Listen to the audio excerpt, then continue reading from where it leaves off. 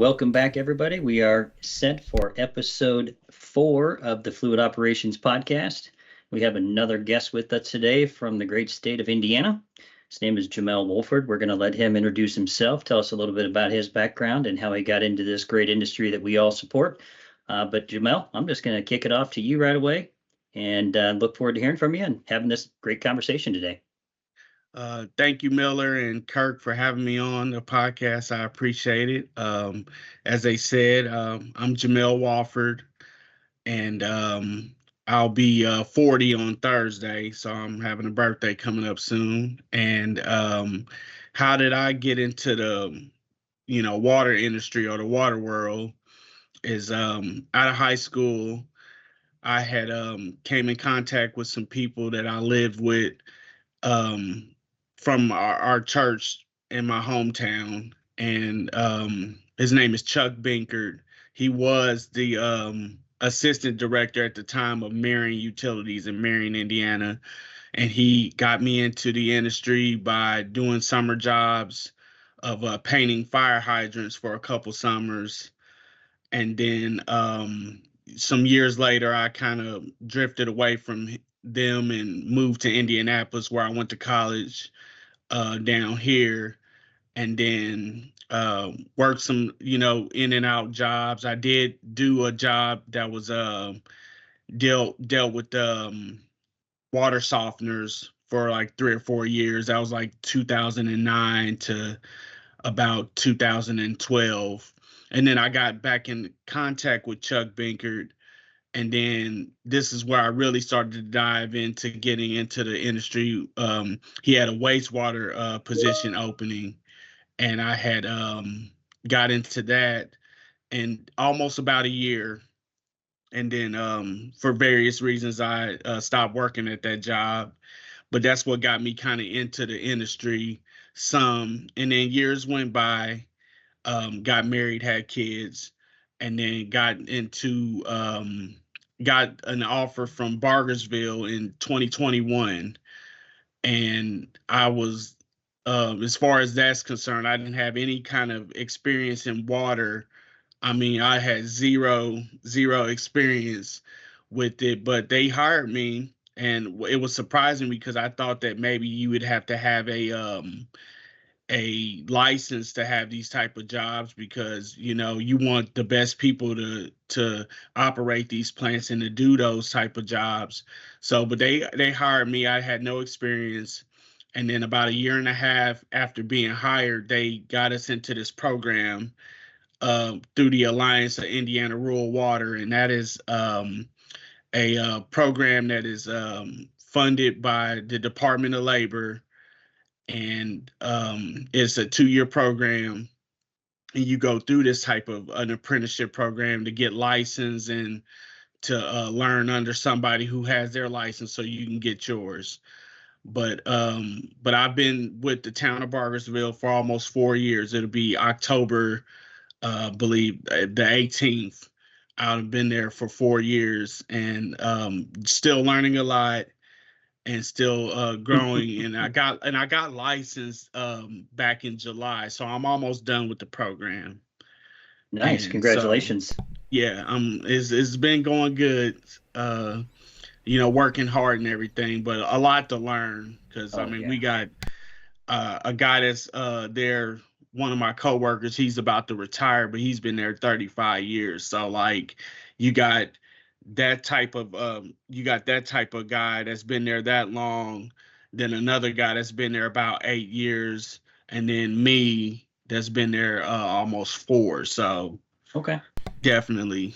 And learning curves for everybody, that's everybody's on their different path and their different learning curve. Yes. And hopefully everybody's continuing to learn, but yeah, it's a different. Yes. Everybody's in a different spot. That does make things a little more.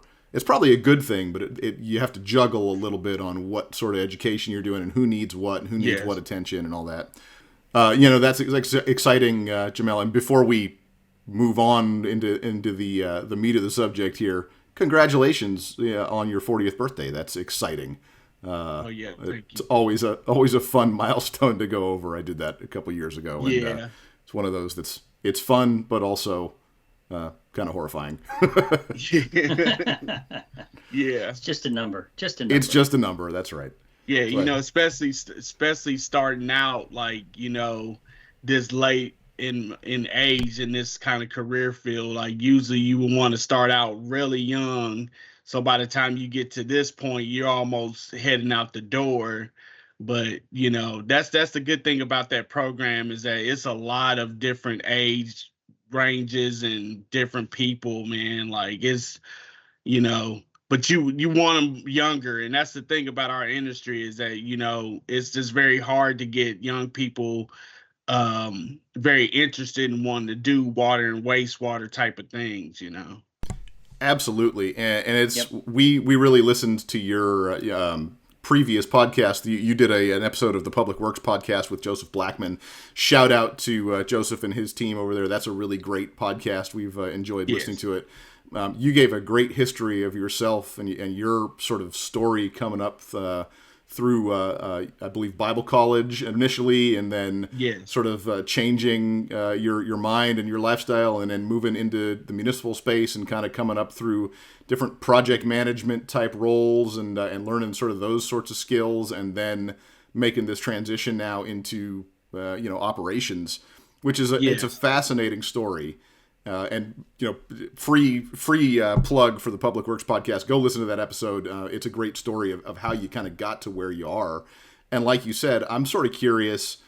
Do you think that's an advantage in some ways that you kind of started your career in this part of your career a little bit later when you were, I don't know, older, a little bit more direct in what you needed to do and what you needed your life to be, what you needed your job to be? Is that an advantage maybe, or is that something that you would have wanted to go a different way?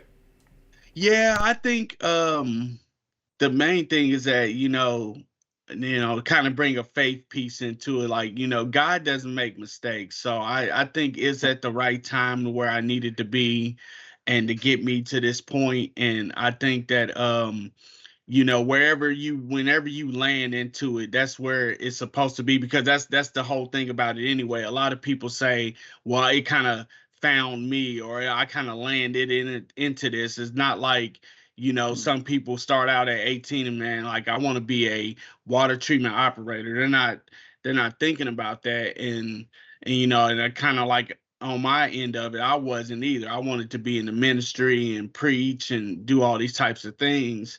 And God had other plans. So I just think that it is what it is, and I believe it's the best fit for me to be where I am right now. So Love that. That's really cool. And you're right, because the people you cross paths with, like you mentioned Chuck Binkert earlier. I know Chuck. I've met him a couple of years ago as well. So we've had some conversations in the past, and that's exactly what it is. I mean, I'm here today because of relationships and connections and things of that nature. So, yes. Those things are so critical as we move down the road to learn. I got into the water and wastewater space happerstamps as well. Obviously not, though, because it was my path. So, and it's been a good one. So, obviously well over 20 years in this side of the business. So it's good stuff. So you mentioned young people that we need to get into this industry, which brings me back. I mean, obviously we're a technology company. So how does that play a role, being that we're not going to say elder, but older? Yes.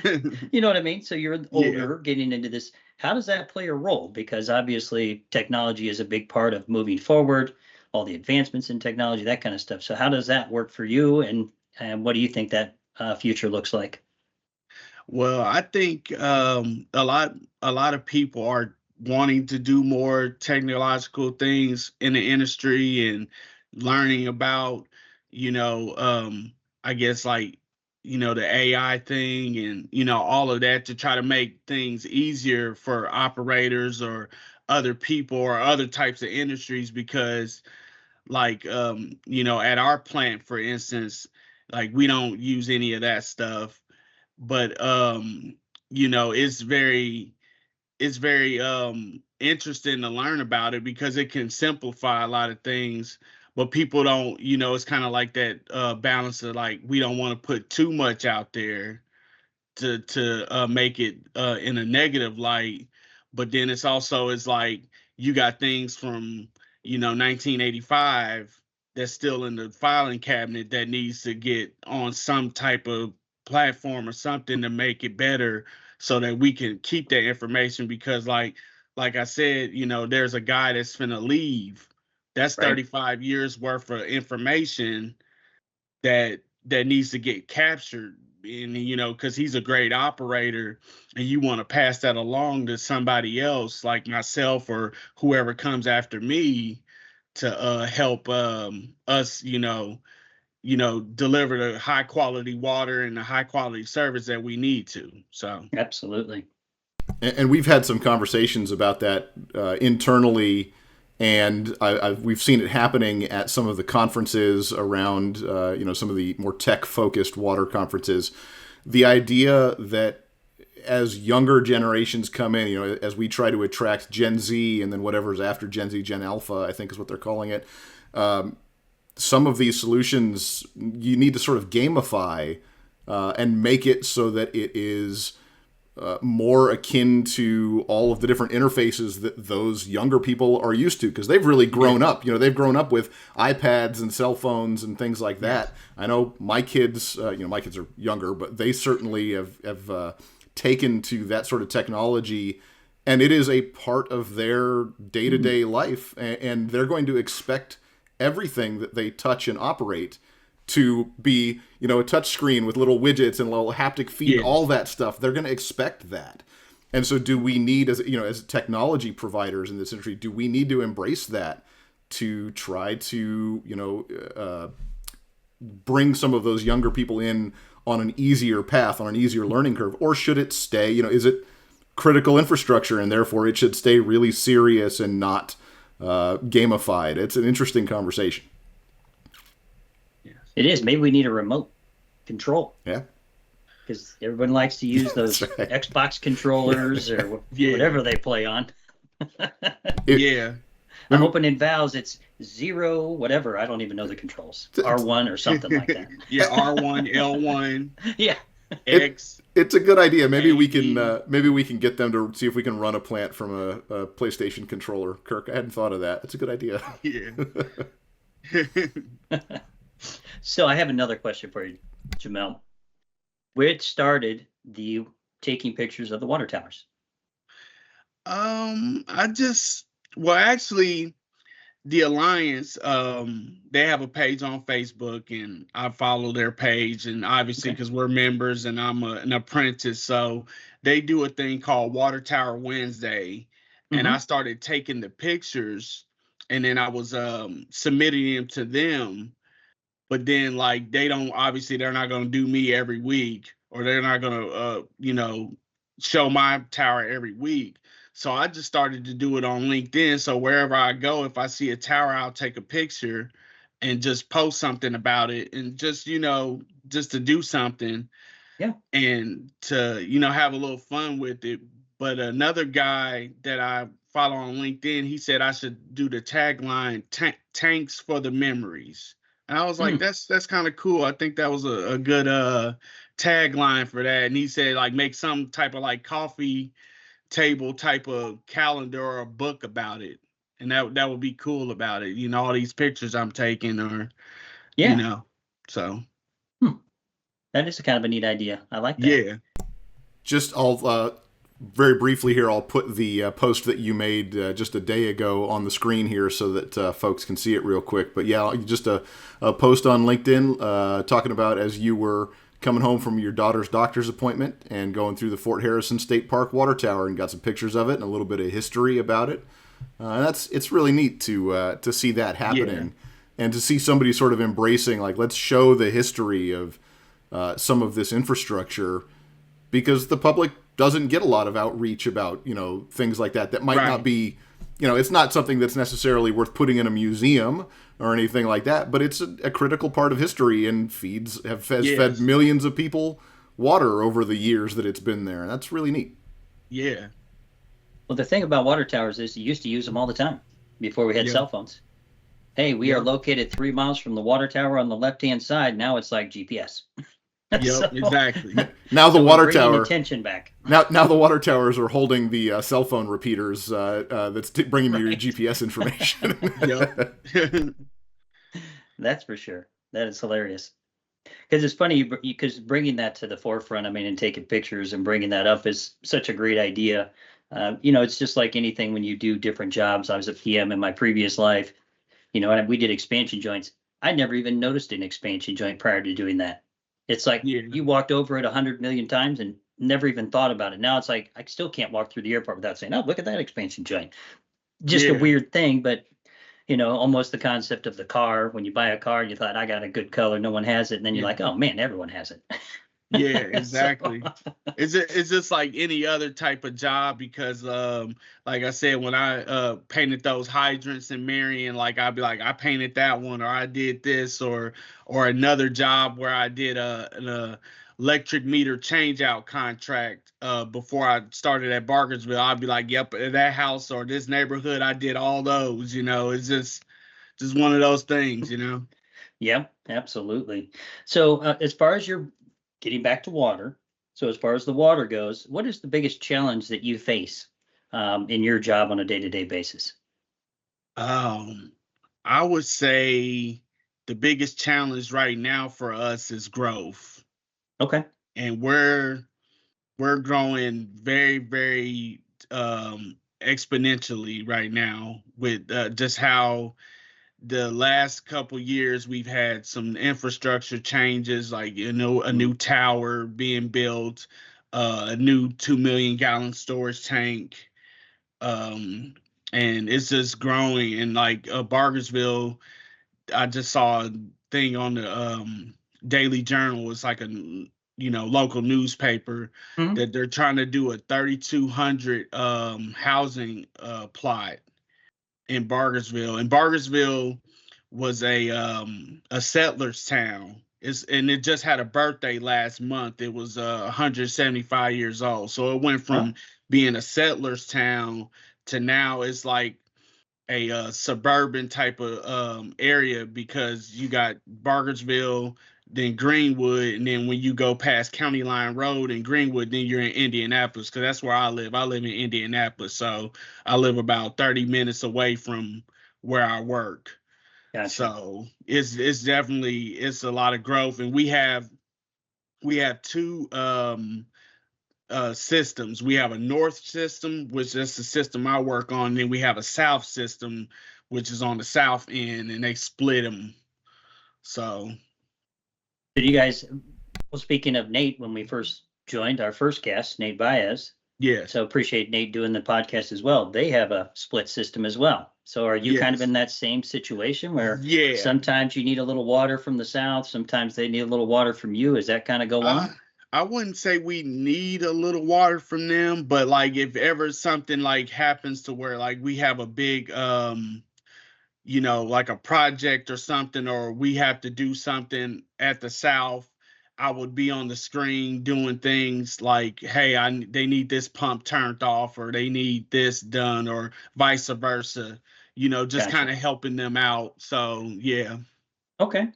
Very cool. Well, shout out to Greenwood, because I used to live in Greenwood, went to Center Grove High School, so shout out there too. Still have friends in the area, so I'm familiar with where you're at. That's why it was fun to connect with you. I was hoping that we would be able to meet in person. I know timing didn't work out, but spent many years in that area.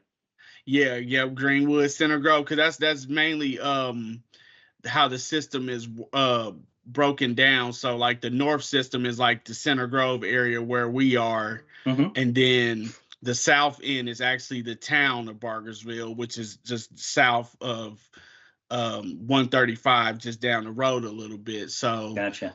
So it's kind of, that's how it's split.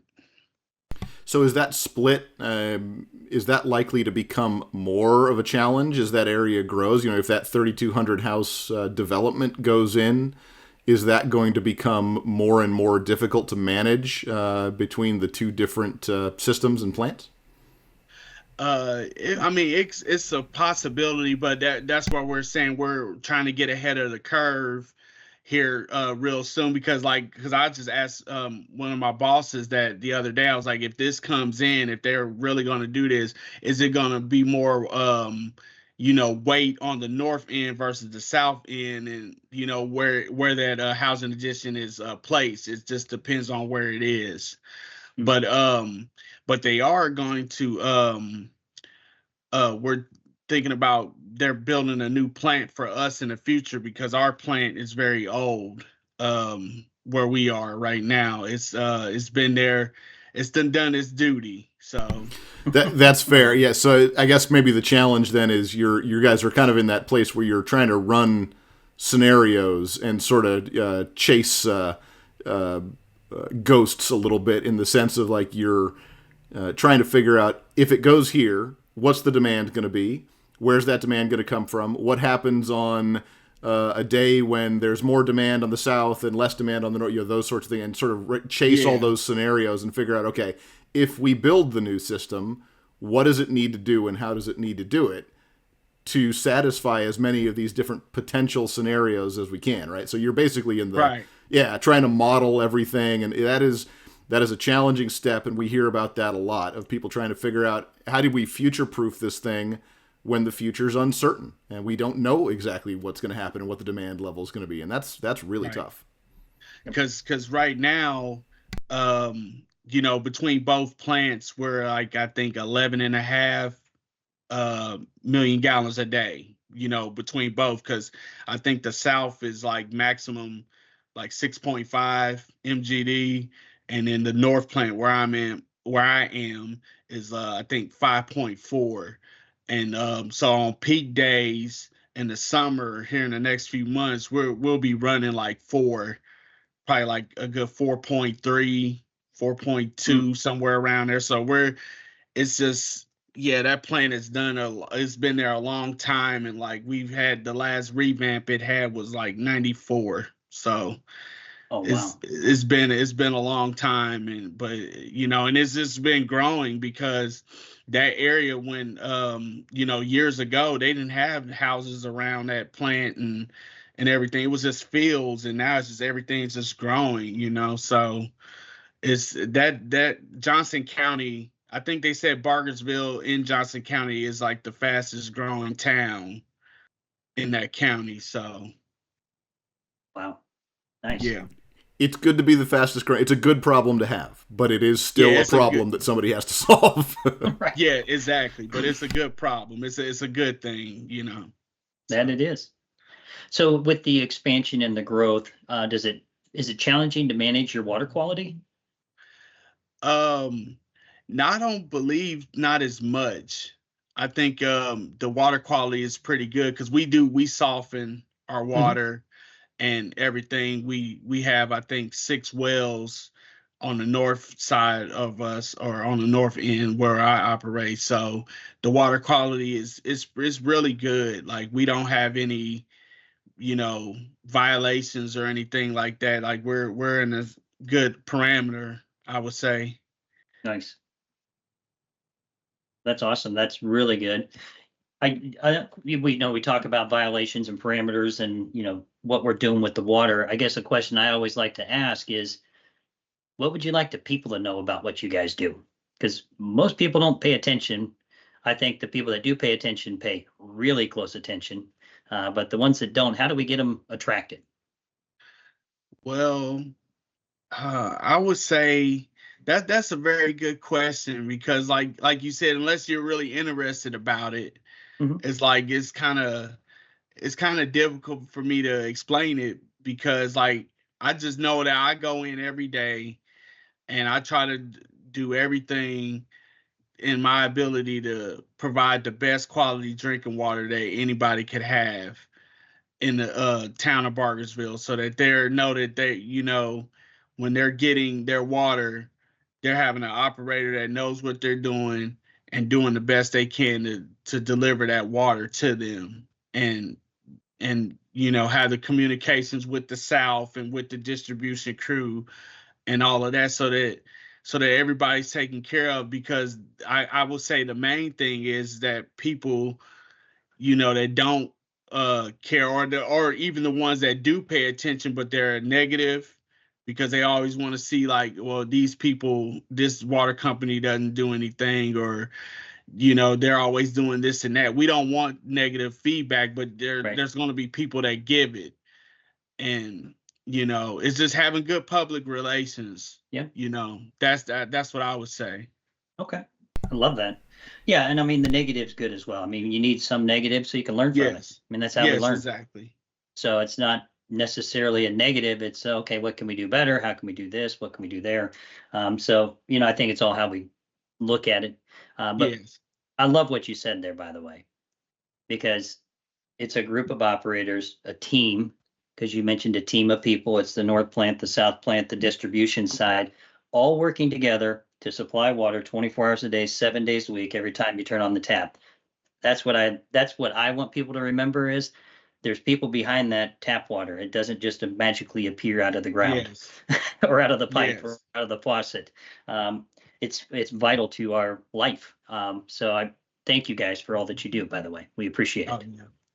Well, I appreciate it because my teacher from my apprenticeship group, he always says this whenever he starts his class. He was like, you just need to fold that bad boy, stick it in your pocket, all the thank yous that we get, because he's like, it's a very, very thankless job. Like, when a water main breaks, something happens out there, they're not understanding that all they care about is their water being turned back on. They don't know that, hey, it's Thanksgiving.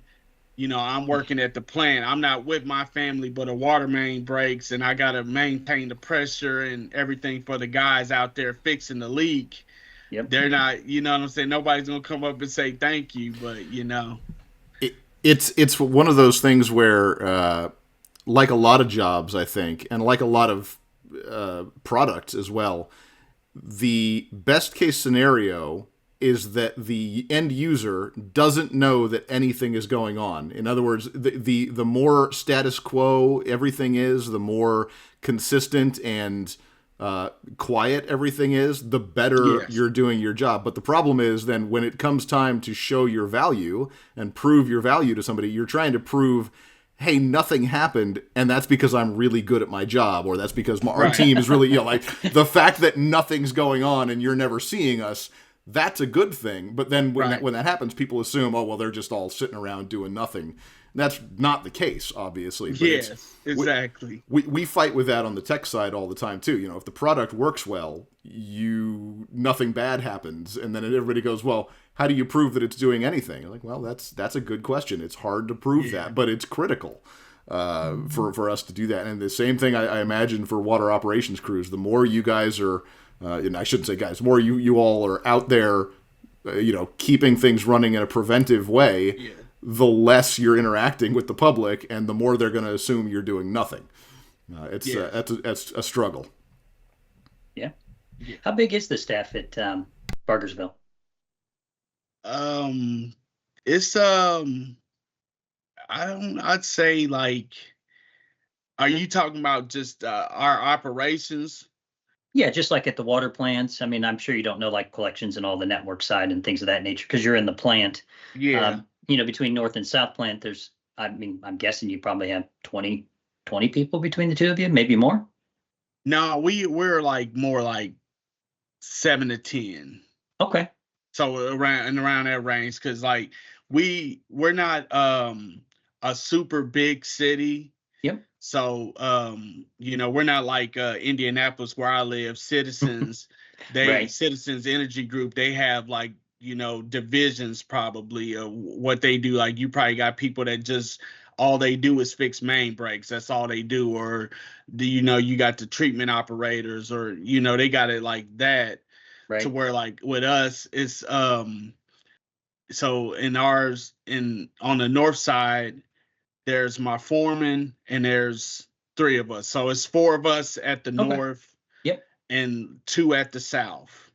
So my operator in charge and then another operator, because at the south they can man pretty much one person, because they don't over there that demand it doesn't acquire for a night operator, but at the north, we still got it to where like I have to work like a swing shift or something like that. So we kind of rotate out, 7 days, get a few off, come back 7 nights, get a few off. Gotcha. Type of deal. Okay. Yeah, that was going to be my next question, is how many shifts do you run? So that answered that question in a hurry. Yeah. I gotcha. Well, what else? I mean, is there any fun stories that you have? I mean, I know the water tower pictures. Is there anything else out there? I would say that this one time, like obviously we use SCADA for our operations. So, and it was one time where like our SCADA was kind of like glitching, kind of like it was like sticking. So like I would push a button, and then if you didn't wait for it to see it turn off, it would just plop right back on. And obviously we got those things fixed or whatever. But one time I did that, and I was shutting down the plant and making sure everything was shut off and shut off and closed down. And I pushed the button and I thought it was shut off, and then I had left, and then my boss called and was like, well, water was still coming out of the ground storage tank. The wells didn't shut off, or the wells didn't shut off, so the water was still going out, and it got stuck. So I guess that was a learning experience to just know that, you got to verify things, you got to check things.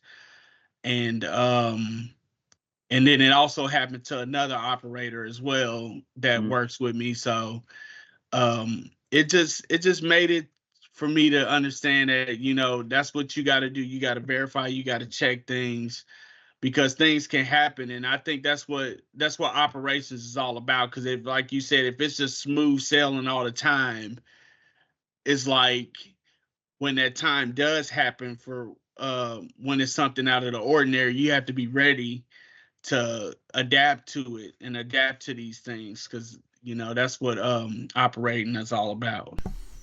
And that's a tough one. We talk about this again, coming from the sort of the tech side and trying to find ways to put more feedback loops and more tech in and more automation in.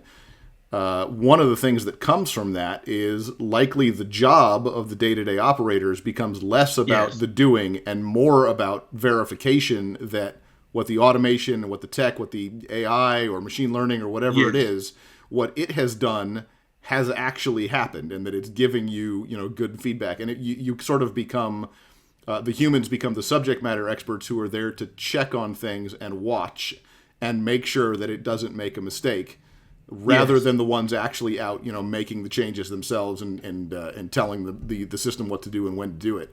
And that is, you do have to, it's a change of mindset, I think, for a lot of operations crews, that you're not necessarily the front line of doing, but you absolutely do have to be the front line of knowing what is the state it's supposed to be then, and then is it in that state? And if not, what do we do about it? Yeah. It's an interesting thing to go through, and it's a great example too of, even something that's fairly simple like a SCADA system. SCADA systems are not new.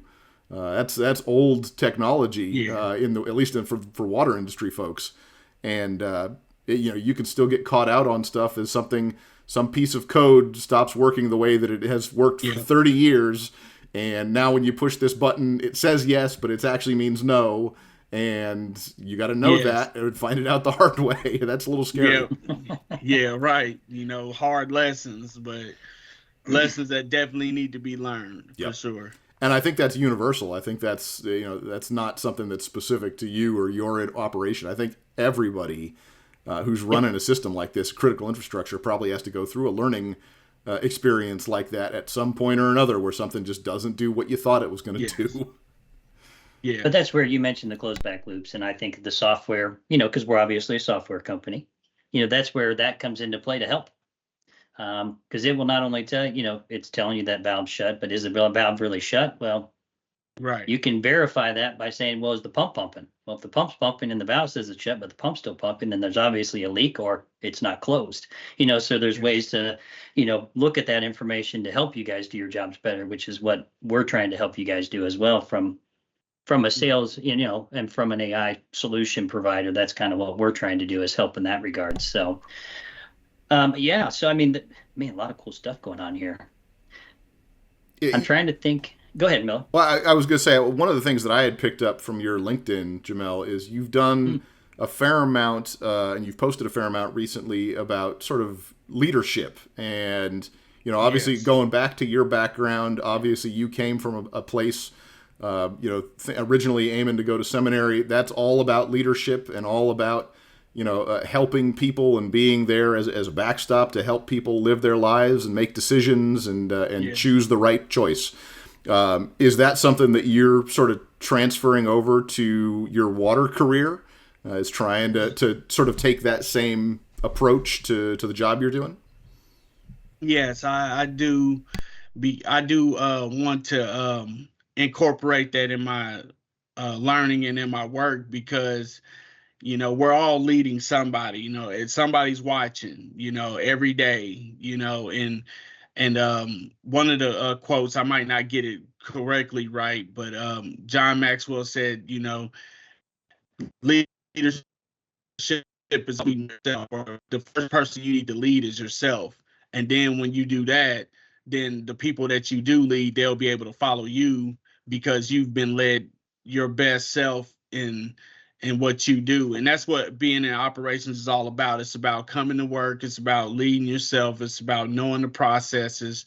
It's about knowing all of those things, so that when somebody else comes along, you can teach them what you know. And that, that's what I want to do. I want to, be able to teach others, what I know, so that, maybe if they learn, they can get their license, and that they can, become a better operator themselves, and because, that's what this is. This industry is all about us to teach others and to help others become, the best operators that they can be, or to get in this industry. Because without my bosses, without my foreman and my operator in charge and our utility manager, without those people, the people at the Alliance, all of those types of people, I wouldn't be where I am right now, So I'd probably still be, going from different jobs to jobs and just trying to make a living,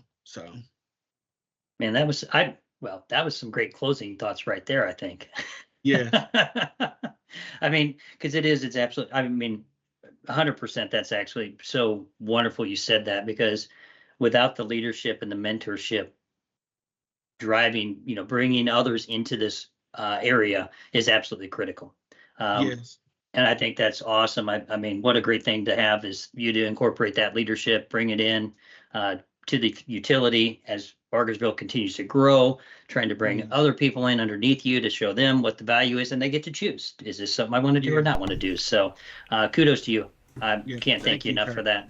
And kudos to your organization too, and to the the association that you were talking about. This is the type of stuff that it becomes habit. Like any muscle, the more you exercise that, the more you allow people to flex those leadership skills and to try to drive that knowledge transfer, the more that becomes a standard within the organization, right? Because those next people that come in, someday they're going to have knowledge. And if they have been brought up and brought through the organization with the ideal of, when you know something, share it with the next guy down the line, next person down the line, by doing that, you build that strong muscle of, hey, this is a thing that we're going to do. And if we don't do this, we put ourselves in a position to fail more. So, I mean, that's wonderful to hear that, and wonderful that you're embracing that and that your organization is embracing that. And hopefully, the industry as a whole will bring you some tools that will make it easier to do that stuff. Yes. Absolutely. Any closing thoughts, Jamel? Like I said, I want to thank you guys for having me on the podcast. I appreciate it. And hopefully like others will be able to listen to this and if find their track, if they're out there or wanting to learn about water industry or wastewater. And like I said, thank you for my utility manager, Kevin Killinger. I thank you for him, and the people at the Alliance, Kelly Gardner and Donald Papey, for getting me into the program. Obviously, Chuck Binkert. Without him, I probably wouldn't have been able to be in this industry. So thank you for him. And I said this from the last podcast, and like I said, I've been listening to John Maxwell Leadership and everything, but to be a river and not a reservoir, to let your knowledge flow to other people, and not be a reservoir and just let it flow into you and keep it there, but just to be able to share and give those that advice and that information to others so that they can grow, because it's all about a team effort. Like we said in the beginning, is we don't want to be against another department. We don't want to be against another person. We want to come together because, like I said, we got 36,000 or 35,000 people we got to service every day. So we got to be on the same page. So. Yep, it's that old ideal that everybody's a customer service representative. Doesn't matter what your actual job title is. Yep. You are there to serve your customers, your constituents. Yep. Leadership is servanthood. That's right. Well, Jamel Wofford from Bargersville, we cannot thank you enough for joining us here today on the Fluid Operations Podcast. I think that was a great finish to the podcast today. We hope everyone will join us next time for our next episode, which we have already started reaching out to our next guest and looking to schedule that call. So we're excited about everyone really wanting to be on the show, have these fun conversations, because they are unscripted conversations and we just start talking. So who knows where it goes. Again, Jamel, thank you so much. Look forward to seeing you in person someday when I'm back through the Indiana, Greenwood, Indianapolis area. So hopefully that'll be sometime sooner than later. Yeah. Well, thank you. Thank you, Mel, and thank you, Kirk. Much appreciated. Thanks, everyone. Have a great day.